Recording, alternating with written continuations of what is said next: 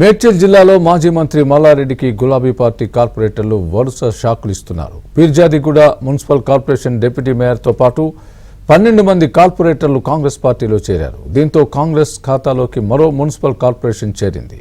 మరోవైపు Boduppal municipal corporation నుంచి సైతం భారీగా కార్పొరేటర్లు కాంగ్రెస్ గూటికి చేరారు. ఎన్నో ఏళ్లుగా పార్టీలో వర్గ విభేదాలు, బీఆర్ఎస్ అధిష్టానం తమ సమస్యలు పట్టించుకోకపోవడం, సీఎం రేవంత్ రెడ్డి పాలనకు ఆకర్షితులై కాంగ్రెస్ పార్టీలో చేరినట్లు పీర్జాదిగూడ డిప్యూటీ మేయర్ శివకుమార్ చెబుతున్నారు. కాంగ్రెస్లోకి చేరికలపై మరింత సమాచారం మా ప్రతినిధి నుమాన్ అందిస్తారు. నుమాన్,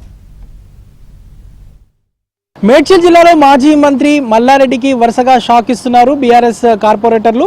పీర్జాదిగూడ మున్సిపల్ కార్పొరేషన్లోని డిప్యూటీ మేయర్తో పాటు దాదాపు 12 మంది కార్పొరేటర్లు ఇప్పటికే కాంగ్రెస్ పార్టీలో చేరారు. దాంతోపాటు బోడుపల్ మున్సిపల్ కార్పొరేషన్లోని కార్పొరేటర్లు కూడా కాంగ్రెస్ పార్టీలో చేరినటువంటి పరిస్థితి. సో వీరంతా కూడా కాంగ్రెస్ పార్టీలో ఎందుకు చేరుతున్నారు, బీఆర్ఎస్ పార్టీని వీడడం వెనుక ప్రధాన కారణం ఏంటని మనం తెలుసుకుందాం. మనతో పాటు మాట్లాడడానికి Peerzadiguda municipal corporation deputy mayor Shivakumar ఉన్నారు. వారితో మాట్లాడదాము. చెప్పండి, మొత్తం కూడా 12 మంది కార్పొరేటర్లు చేరారు. ఇంకెంతమంది చేరేటటువంటి అవకాశం ఉంది కాంగ్రెస్ పార్టీలో?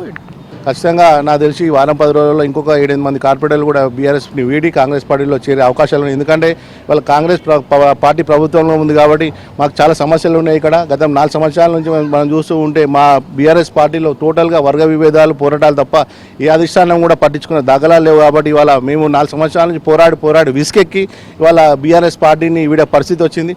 ఖచ్చితంగా చెప్పాల్సిన విషయం ఏంటంటే ఇవాళ అధికార పార్టీలో ఉంటే నేను డిప్యూటీ మేయర్ ఉన్నా కాబట్టి మా కార్పొరేషన్లో రూపాయి నిధులు లేవు, జీరో బడ్జెట్ ఉంది. కాబట్టి ఇవాళ నేను అధికార పార్టీలో ఉంటేనే మా కార్పొరేషన్ బాగుపడుతుంది, డెవలప్మెంట్ అవుతుంది, అభివృద్ధి కార్యక్రమాలు చేయాలనే ఆలోచన మేరకు ఇవాళ నేను బీఆర్ఎస్ పార్టీని వీడి కాంగ్రెస్ పార్టీలో చేయడం జరిగింది.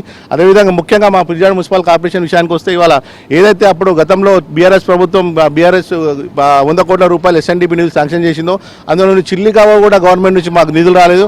ఉన్నటువంటి చిన్న వర్క్ కూడా ఇంచుమించు ఒక 50 మీటర్ల వర్క్ కూడా మా మున్సిపల్ కార్పొరేషన్ నిధుల నుంచి 5 కోట్ల రూపాయలు మేమే వెచ్చించి కూడా దాన్ని కంప్లీట్ చేసుకోవడం జరిగింది. ఖచ్చితంగా మేము బీఆర్ఎస్ పార్టీలో చేరితే మాకు వాగ్దానం చేయడం జరిగింది. ఏదైతే ఎస్ఎన్డీపీ పని ఉందో ఖచ్చితంగా మేము అది చేస్తాం. అదేవిధంగా పీర్జాదిగూడ నుంచి ప్రతాప్ సింగారం పోయి రోడ్డు కూడా సుమారుగా 2 సంవత్సరాల నుంచి చాలా ఇబ్బందులు పడుతున్నారు. ప్రజలందరూ కూడా మా తిట్టే పరిస్థితి వచ్చింది. ఖచ్చితంగా ఈ 2 పనులు మాకు అయితే అని చెప్పి ఇవాళ మేము బీఆర్ఎస్ పార్టీని వీడి కాంగ్రెస్ పార్టీలో చేయడం జరిగింది.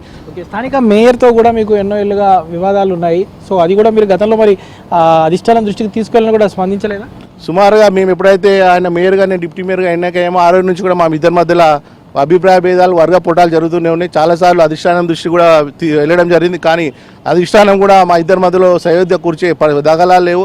ఏదైతే గ్రూప్ రాజకీయాలను ప్రోత్సహించే విధంగా ఇవాళ అధిష్టానం కూడా ఎంకరేజ్ చేసింది. కాబట్టి టోటల్గా ఏదైతే మేయర్ పదవి నుంచి స్వీపర్ పదవి దాకా నేనే చేయాలనే ఉద్దేశం మేయర్ గారికి ఉంటుంది. అదేవిధంగా పార్టీ పనులు కూడా, పార్టీ అధ్యక్షుడు చేసే పనులు కూడా మేయరే చేయాలన్న విషయాలు ఉంటాయి. కాబట్టి ఇవాళ మా 3 మధ్యలో సయోధ్య లేకనే ఇవాళ మేమందరం కూడా, నేను కానీ నాతో పాటు అధ్యక్షుడు కానీ ఇవాళ బీఆర్ఎస్ పార్టీని వీడి ఈ ఒంటెదు పోగొట్టలే భరించలేకని ఇవాళ బీఆర్ఎస్ పార్టీ వీడడం జరిగిందని కూడా మీకు తెలియజేస్తున్నాను. అంటే ఈ భవిష్యత్తులో చేరికలు ఇలాగే ఉంటాయంటారా?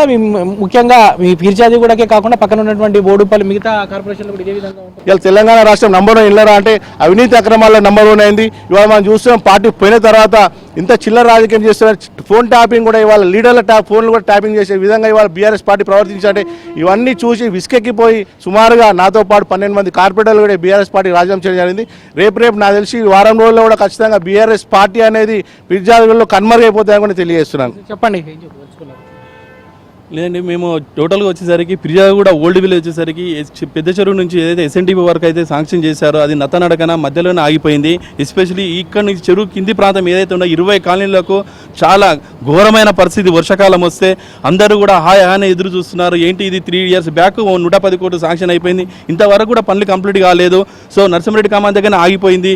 దీనికి ఇప్పుడు ఇంతలో మన రేవంత్ గారి ఆధ్వర్యం, ఇప్పుడు మన ముఖ్యమంత్రి సీఎం రేవంత్ రెడ్డి గారి ఆధ్వర్యంలో కంపల్సరీ కంప్లీట్ అయిపోతున్న ఉద్దేశంతో మేమందరము ఇది కంపల్సరీగా ముఖ్యమంత్రి గారు చేసి తీరుతారని ఆశతోటి మేము కాంగ్రెస్లో జాయిన్ అవ్వడం జరిగింది. ఇటు బ్యాక్ టు బ్యాక్ చేరికలతో ఇటు బీఆర్ఎస్ పార్టీ నుంచి ఒక్కొక్కరుగా ఇటు కార్పొరేటర్లందరూ కూడా వీడుతున్నారు. ఇటు కాంగ్రెస్ పార్టీ గ్రేటర్ హైదరాబాద్ పరిధిలో, ముఖ్యంగా ఇటు నగర శివారు పరిధిలో మరింత బలోపేతమయ్యే దిశగా కూడా కాంగ్రెస్ పార్టీ ప్రత్యేకంగా ఫోకస్ పెట్టినటువంటి పరిస్థితి మనకు కనిపిస్తుందని చెప్పొచ్చు. వీడియో జర్నలిస్ట్ శ్యామ్తో నుమాన్ ఏబిన్, ఆంధ్రజ్యోతి, మేడ్చల్.